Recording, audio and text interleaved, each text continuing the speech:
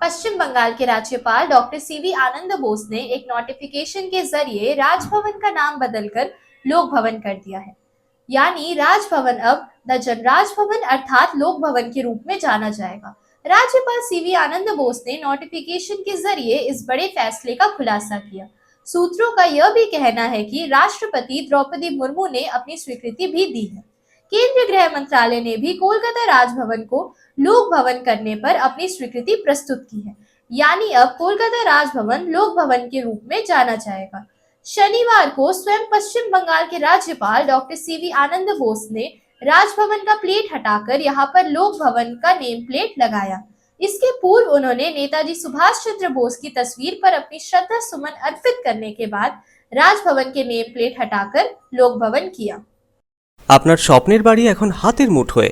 বাঁকে বিহারী ধাম 2 নম্বর জাতীয় সড়কের পাশে গোপাল মাঠের মোহনপুর মৌজায় এই পরিবেশ বান্ধব 150 বিঘের টাউনশিপে থাকছে নানান ধরনের প্লট, থাকছে ডিউপ্লেক্স, বাংলোর উপযোগী প্লট। বাঁকে বিহারী ধামের আবাসিকদের জন্য থাকছে jogging area, swimming pool, garden, মন্দির, ক্লাব হাউস, হাসপাতাল, কমার্শিয়াল মার্কেটের মতো অত্যাধুনিক সুযোগ সুবিধে।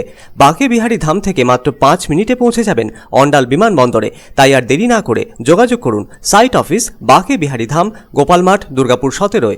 মোবাইল নম্বর 7908363651 অথবা যোগাযোগ করুন আমাদের প্রধান কার্যালয় A/24 Bansra road, Rambagan, Searsole, Raniganj. Mobile number 7908363651